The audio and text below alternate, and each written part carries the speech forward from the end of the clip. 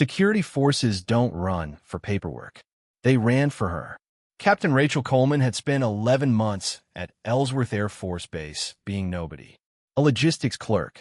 A woman who filed forms nobody read and answered a desk phone that rarely rang. She kept her hair in a regulation bun, her boots polished but unremarkable, her voice pitched low enough that people forgot she was in the room 3 seconds after she left it. That was the point. At 0640 that morning, 2 Humvees rolled up outside the base's admin building, lights off, engines idling low like they were trying not to wake anyone. For security forces, airmen stepped out. Rachel watched them from her window on the 2nd floor, coffee halfway to her mouth, and felt something in her chest go very still and very cold. She didn't move. She learned a long time ago that the wrong reaction at the wrong moment gave away more than any file ever could. The radio on her desk crackled once. She didn't reach for it. Downstairs, boots hit the stairwell, fast, synchronized, deliberate. Not the sound of routine, the sound of a warrant. Before we go further, if you're new here, subscribe now, because this one gets strange fast. Drop a comment telling me where you're watching from, and hit like if you want more stories like this. Because in about 4 minutes, Colonel Mark Doyle is going to order this woman arrested, and he has no idea what he's about to set off. Colonel Mark Doyle had run Ellsworth for 2 years without a single security breach on his watch, and he intended to keep it that way. 51 years old, silver at the temples, the kind of man who checked his own gate logs before breakfast. He didn't like surprises. He especially didn't like surprises involving personnel he couldn't fully account for. Captain Coleman's file had a gap in it. 11 months, redacted, stamped with a classification level that didn't match her current desk assignment. He'd requested clarification twice through normal channels. Twice, the request had bounced back unanswered. No explanation, no denial, just silence, which in Doyle's experience was worse than either. Then, at 0530 that morning, a flag data packet had pinged out of the base's secure server room. Encrypted, untraceable through standard tools, routed through Coleman's terminal. To Doyle, that was enough. He stood in the stairwell landing, arms crossed, watching his security team fan out toward the 2nd floor. He told himself this wasn't personal. He told himself a lot of things that morning that wouldn't hold up by noon. "Bring her down quiet," he said into his radio. No scene in front of the junior enlisted. He didn't know that 30 miles away, inside a windowless room at Offutt, 3 cryptography analysts were staring at their screens in total silence because the same encrypted packet had just started unraveling half of Northcom's secure key infrastructure, and only one living person had the countermeasure. She was 2 floors above him, setting down her coffee mug very carefully, like she didn't want to make a sound. The room they put her in wasn't an interrogation room. Ellsworth didn't have one of those in the admin building. Just a windowless conference room with a whiteboard nobody had erased since March and a table built for meetings about parking permits. It smelled like dry erase marker and old coffee. 2 airmen stood by the door. Neither cuffed her. Nobody had said the word arrest out loud yet, but everyone in the room understood that's what this was. Rachel sat with her hands flat on the table, spine straight, face unreadable. She'd been trained for rooms like this, trained to let silence do the talking, trained to notice which of the 2 guards kept glancing at the door like he expected someone else to walk through it. "Ma'am, I need you to stay seated," the younger one said, not unkindly. She nodded once, didn't argue, didn't ask what this was about. That, more than anything, unsettled him. Down the hall, Colonel Doyle reviewed the flag packet log on a laptop balanced on the corner of someone's desk, jaw tight. 11 months of gaps. An unexplained routing address. A woman who filed paperwork for a living and somehow had fingerprints on classified infrastructure 3 security levels above her clearance. "Formalize it," he said finally. "I want her processed and off this base within the hour." Nobody in that hallway noticed the secure line in the command post, the one nobody used, the one with a plain black handset and no base extension, light up for the first time in 14 months. The handset had a name, unofficially. The comms text called it the Red Line, though it wasn't red and hadn't rung since a training exercise gone sideways in another commander's tenure. It bypassed the base switchboard entirely. It connected to exactly one building in Virginia. Senior Airman Danny Reyes was the only one in the command post when it rang. He stared at it for 2 full seconds before his training kicked in. Ellsworth Command Post. This line is not. Sir, this line is. He stopped talking. Whatever the voice on the other end said next made him stand up straight enough to knock his chair back. Yes, sir. Yes, sir. She's currently being processed for. No, sir, I don't have authorization to. He listened for 11 more seconds. Later, he'd tell people it felt like an hour. Copy. Direct order. I'm relaying now. Reyes didn't walk to the conference room. He ran, comms cord trailing behind him until it yanked out of the wall, handset still gripped in his fist like it might disconnect if he let go. He burst through the door mid-stride, chest heaving, and every head in that conference room turned. Colonel. His voice cracked on the rank.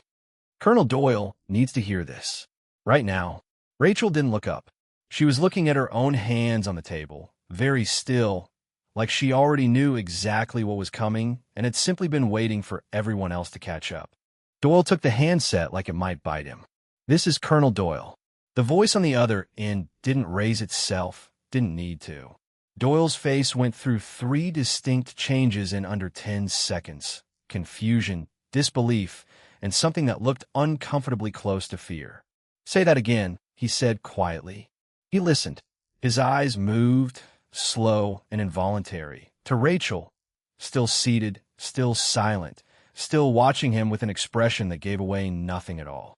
With respect, sir, my team flagged an unauthorized encrypted transmission from her terminal at 0530 this. He stopped. Listen again. His jaw worked once, like he'd bitten down on something he didn't expect. She's not the breach. His voice had dropped. She's the fix. The guards by the door exchanged a look. Reyes stood frozen in the doorway, still holding the disconnected cord like evidence of something he didn't fully understand yet. Doyle set the handset down slowly, deliberately, the way a man sets down something he suddenly realizes is worth more than he thought. Captain Coleman. His voice had changed, not softer exactly, but careful now. Would you like to explain to me what's currently happening to Northcom's encryption infrastructure? Because apparently you're the only person in the Department of Defense who can. For the first time since the Humvees pulled up outside, Rachel allowed herself the smallest exhale. That depends, Colonel, she said. Are you asking as my base commander, or are you finally ready to listen? Doyle didn't answer right away. Around them, the room seemed to shrink. Guards no longer guards, just 2 young airmen who suddenly weren't sure whether to look at the captain or the colonel. Clear the room, Doyle said. Reyes, stay. Everyone else out. The guards filed out without protest. The door clicked shut behind them, and for a moment it was just the 3 of them and the hum of the building's old fluorescent lights. Rachel finally reached for her coffee, now cold, and took a slow sip before speaking. 18 minutes ago, someone triggered a rolling key exchange failure across 3 secure networks tied to Strategic Command. It wasn't me, but it used a signature only someone with my specific background would recognize. Which is? Doyle asked. Classified, she said, not unkindly. Above your clearance, Colonel. No offense. Doyle's jaw tightened, but something in his posture had already shifted. The certainty of 2 hours ago replaced by something more careful, more willing to listen. The packet from my terminal, Rachel continued, wasn't an attack. It was a countermeasure. I've been running it passively for months, waiting for exactly this signature to surface. Someone finally took the bait. Reyes, still standing near the door, found his voice. Ma'am, you knew this was coming? Rachel's eyes flicked to him, something unreadable passing behind them. I knew something was coming. I didn't know it'd be today. Outside, unnoticed by anyone in that room, a technician 3 buildings away watched a status light shift from green to amber.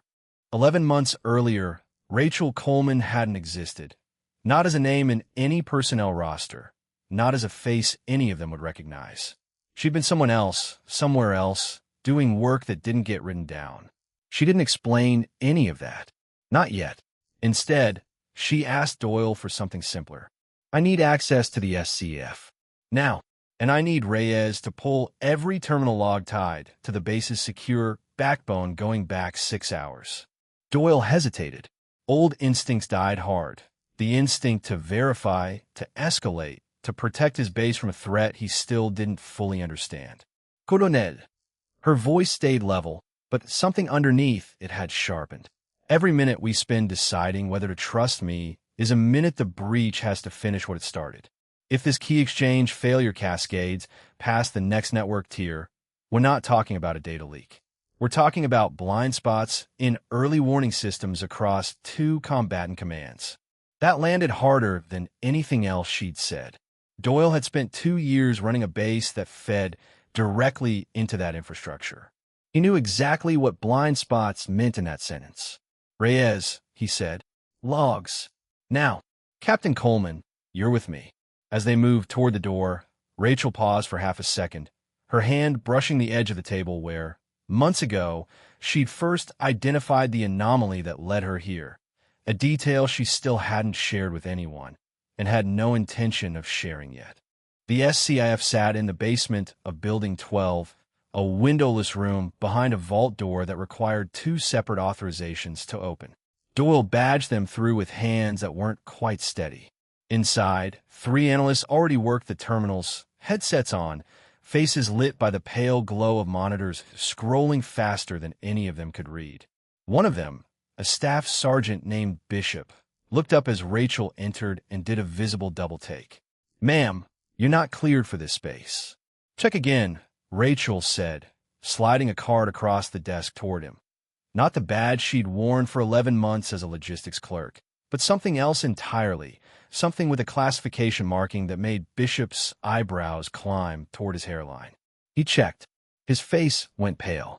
Copy that, he said quietly, and rolled his chair back to give her the terminal.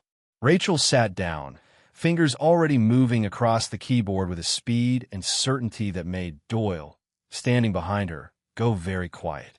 Talk to me, she said, eyes on the screen. Where's the cascade sitting right now? Tier 2, Bishop said. Started spreading about 6 minutes ago. If it hits Tier 3, it won't, Rachel said, though her jaw had tightened almost imperceptibly. Not if the countermeasure holds.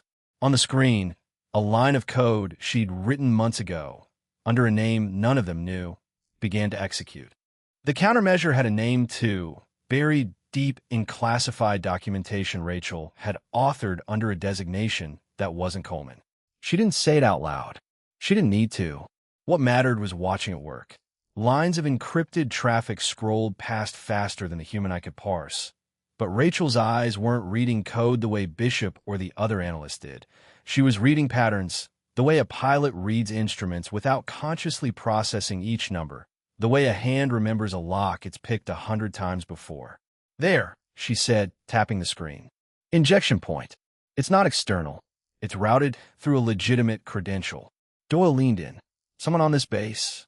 Someone with base access, Rachel said carefully. Not necessarily someone who knows what they're carrying. Bishop's hands froze over his keyboard. You mean compromised, not malicious? I mean someone plugged in a device they shouldn't have, Rachel said, probably without knowing what was riding along with it. The room went quiet except for the hum of servers and the soft click of keys. Doyle watched her work, and for the first time since the Humvees had rolled up that morning, he found himself not questioning her authority, but wondering exactly how many mornings like this one she'd already lived through, in rooms he'd never be cleared to know about. Captain, he said quietly, how do you know all this? Rachel didn't look up from the screen. Ask me after we stop the bleeding, Colonel. Not before. It took 4 minutes to trace the credential back to its source, 4 minutes that felt considerably longer to everyone standing in that SCIF. Watching a woman none of them had known existed a day ago hold the line between Routine Tuesday and a headline none of them wanted to be part of. The trail led to a maintenance laptop, checked out that morning by a contractor working on the base's HVAC systems. Innocuous. Unremarkable. Exactly the kind of access point someone patient enough would wait months to exploit. He's not the threat, Rachel said, already typing. He's the door somebody else walked through. I need base security to secure that laptop physically, untouched, unplugged. Don't let anyone near it who isn't read into this. Doyle relayed the order without hesitation this time. That, more than anything, told Rachel something had shifted in him. On screen, the amber warning light Bishop had been watching for the last 10 minutes flickered, held, and then, slowly, turned green. Bishop exhaled like he'd been holding his breath since Rachel walked in. Tier 3's holding. Cascade stopped. Nobody in the room cheered. It wasn't that kind of victory, quiet, technical, the kind that would never make it into any headline, the kind only a handful of people would ever know had happened at all. Rachel sat back from the terminal for the first time in 20 minutes, rubbing her eyes, looking, for a moment, simply exhausted. Doyle studied her in the low light. "Captain Coleman," he said slowly. "Who exactly are you?" Rachel didn't answer him right away. She was watching Bishop's screen, where the green status held steady, waiting to see if it stayed that way. 30 seconds. A minute. It held. "I used to run a signals unit," she said finally. "Small. Classified enough that it doesn't appear in any org chart you'd have access to, Colonel. We built countermeasures for exactly this kind of scenario. Patient infiltration, legitimate credentials weaponized against secure infrastructure." "Used to," Doyle repeated. Past tense. The unit was stood down 14 months ago. Something flickered behind her eyes, brief, gone before anyone could name it. "Officially, I was reassigned to logistics at Ellsworth. Unofficially, I kept monitoring the signature patterns we'd flagged before the unit closed. I didn't expect to be right." Bishop, still at his terminal, spoke without turning around. "Ma'am, with respect, that's the most Army thing I've ever heard. Bury the one person who can see this coming behind a desk job." A ghost of something crossed Rachel's face, not quite a smile. "Nobody buried me, Sergeant. I asked for the desk job." That surprised Doyle more than anything else she'd said. "Why?" "Because the last time I worked a case like this out loud, in the open, 3 people I trusted didn't come home from it," she said quietly. "I decided quiet was safer. For everyone." The room went very still. Reyes, still standing near the vault door, looked like he wished he could disappear into the wall. Doyle didn't push further. Not then. There was a protocol to finish, evidence to secure, a contractor's laptop sitting in an evidence bag 3 floors up that needed a chain of custody nobody in that room had trained for. But something had cracked open in the last 20 minutes that he knew wouldn't close back up quietly. "The arrest order," he said. "I need to walk that back. Formally." "You will," Rachel said, standing, rolling her shoulders like she was working out a stiffness that had nothing to do with sitting at a terminal. "But not yet. Whoever placed that credential on the contractor's laptop needs to believe the operation succeeded a little longer. If we move too fast, we tip our hand." Doyle blinked. "You want me to leave the arrest order active?" "I want you to let the paperwork run its course for another 6 hours, Rachel said. "Long enough for my people to trace this past the contractor, to whoever's actually behind it. If Ellsworth suddenly reverses course on a security incident, that's a signal too." Doyle studied her for a long moment. The woman he'd ordered detained less than an hour ago, now calmly asking him to let that order stand for reasons well above his clearance. "You understand what you're asking," he said slowly. "You'd stay processed. On paper, arrested. For hours. I've been arrested before, Colonel." The words came out flat, almost bored, though something colder moved underneath them. "This isn't the part that worries me." Bishop, still watching his screen, didn't turn around this time either, but his shoulders had gone very still, like he'd heard something he wasn't sure he was meant to. Doyle agreed, reluctantly, and the next 6 hours moved differently than the first one had.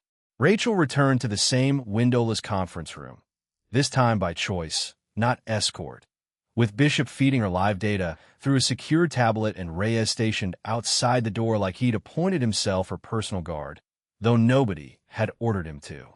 She worked in near silence, occasionally murmuring commands, occasionally going still for whole minutes at a time, staring at nothing while some calculation ran behind her eyes that none of them could follow.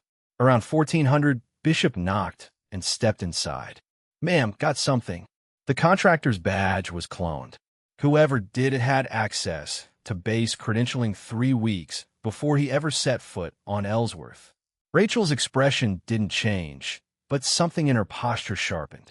3 weeks means planning. That's not opportunistic. That's targeted.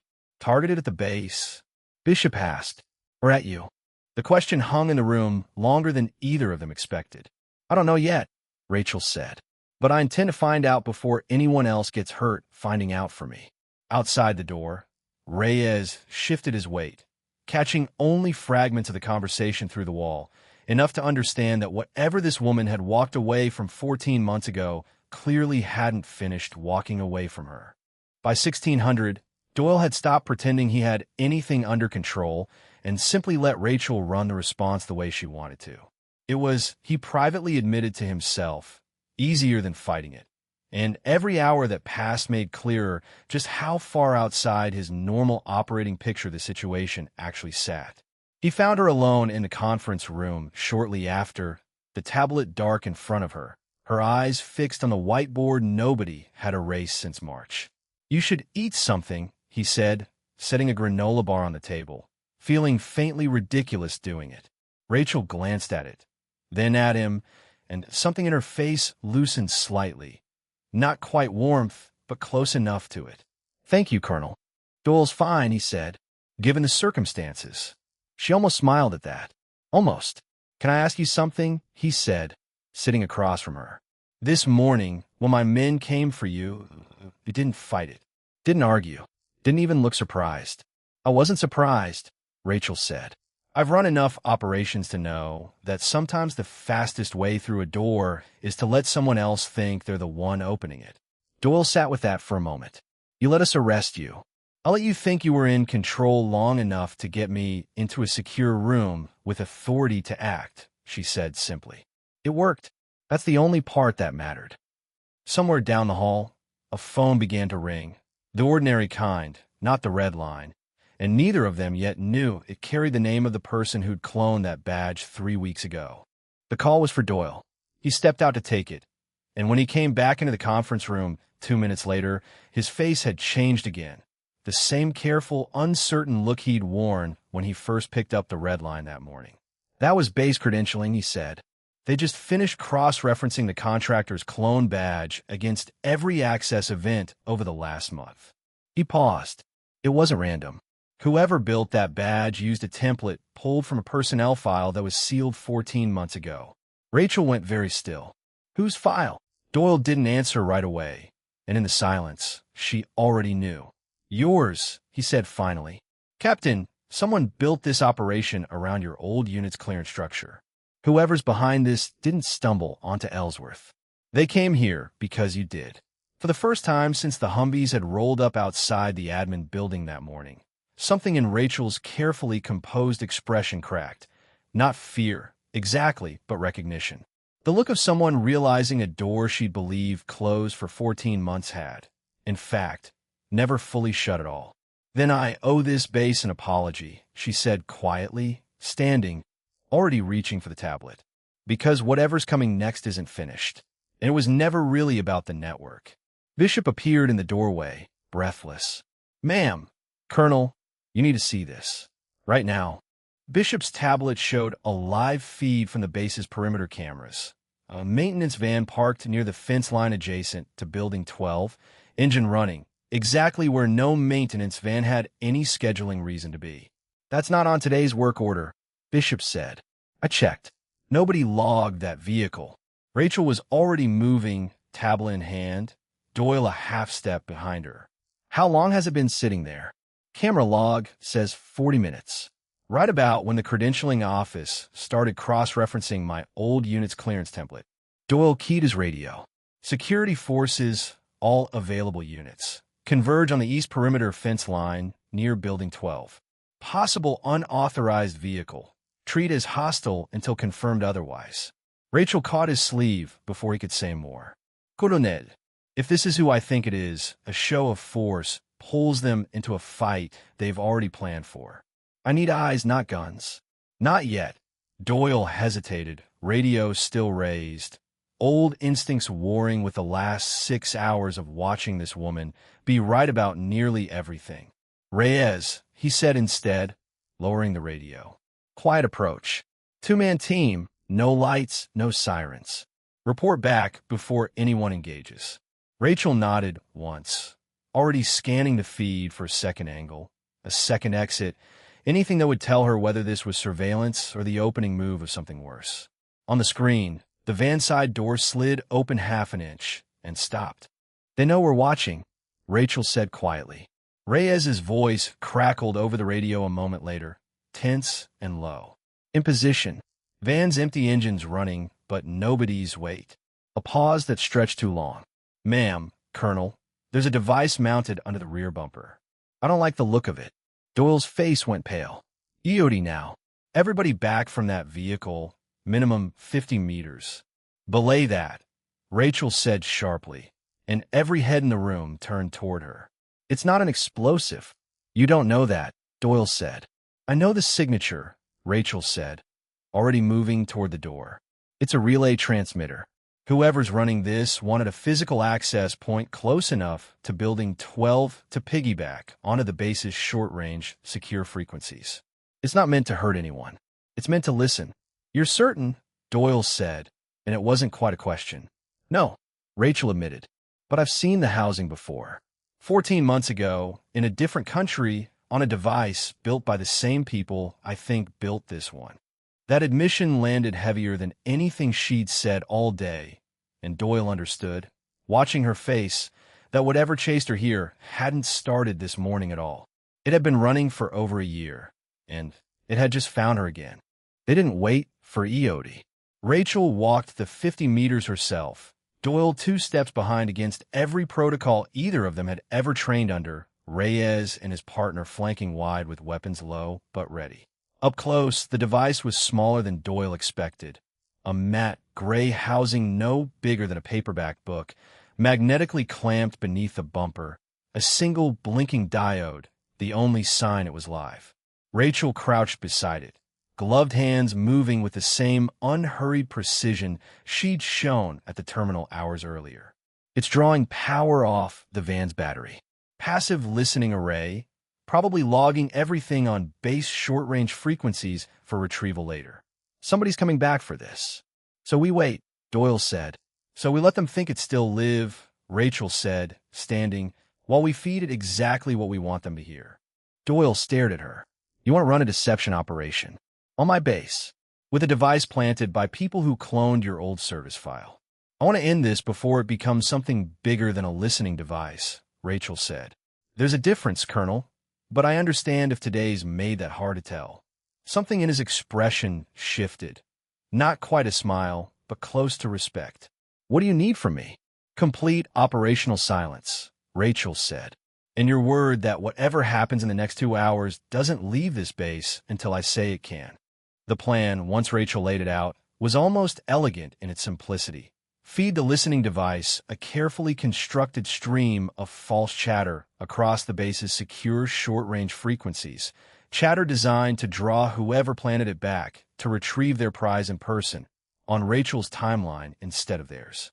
Bishop built the false traffic loop from the SCJF, looping in detail specific enough to feel authentic, vague enough to give nothing real away. Reyes and 2 other airmen took up positions Rachel selected herself, angles she'd clearly mapped in her head the moment she'd seen the perimeter footage. Doyle stood beside her near the command post window, watching the sun begin its slow drop toward the horizon, watching a woman he'd ordered arrested that morning now quietly running an operation more sophisticated than anything he'd overseen in 2 years of command. "Can I ask you something else?" he said. "You've been asking all day, Colonel." "Fair." He almost smiled. "When this is over, whatever over looks like, are you staying? Or does the next base get the version of you nobody knows exists either?" Rachel didn't answer right away, eyes fixed on the darkening tree line beyond the fence, where somewhere out there, someone who'd built their operation around her old life was about to make a mistake. "Ask me after tonight," she said quietly. "I haven't decided yet." The radio crackled. Reyes's voice, tight and low. Movement. East tree line. One individual, approaching the van. Rachel's whole posture changed in an instant. Not tense exactly, but focused in a way that made Doyle understand, finally and completely, what 14 months of a desk job had been hiding. "Everyone hold," she said into the radio, voice flat and clinical. "Let them reach the van. Do not engage until my mark." Through the long-range scope Reyes had set up, a single figure moved low along the tree line, dressed in dark civilian clothes, moving with the unhurried confidence of someone who believed no one was watching. "I recognize that gait," Rachel murmured, almost to herself. Doyle looked at her sharply. "You know him?" "I know who trained him," she said, which might be worse. The figure reached the van, crouched by the rear bumper, reaching for the device with practiced hands. "Mark," Rachel said quietly. Floodlights snapped on across the perimeter, washing the tree line in harsh white light. The figure froze, hands still on the device, caught fully illuminated with nowhere to run. Reyes and his team closed the distance fast, weapons raised, shouting commands. The man didn't resist, didn't even flinch, really, just raised both hands slowly and turned toward the lights with an expression that, even from this distance, looked less like fear and more like recognition. He was looking directly at Rachel. "Hello, Cypher," he called out, voice carrying easily across the open ground. "It's been a long 14 months. The name landed in the air like a dropped glass. Doyle turned to look at Rachel, and for the first time since 0640 that morning, her composure genuinely cracked. Not fear, but something older, heavier, a weight she'd clearly been carrying long before she ever set foot on Ellsworth. "Cypher," Doyle repeated quietly. "That's my old call sign," Rachel said. "From the unit that doesn't exist on paper." Her eyes never left the man standing in the floodlights, hands still raised. "Hello, Marcus." Doyle's head snapped toward her. "You know his name?" "I trained him," Rachel said, voice flat. 6 years ago, before the unit stood down, before he decided classified work paid better on the other side of the fence. Reyes and his team kept their weapons trained, waiting for orders, waiting for some signal from a woman who'd spent the last 12 hours proving she was 3 steps ahead of everyone in every room she entered, and who now looked, for the briefest moment, like the ground beneath her had shifted. "You want to explain," Marcus called out, almost conversational, "why a woman who used to run black site countermeasure ops is filing supply requisitions at Ellsworth? Or should I guess? Hiding. Same as always." "Cuff him," Rachel said quietly, and this time there was no hesitation in her voice at all. "And get him somewhere secure. We're not done talking. Not by a long way." They processed Marcus Vance, his real name, the identity office confirmed within the hour, into the same windowless conference room that had held Rachel that morning, the irony not lost on anyone who'd been in that building all day.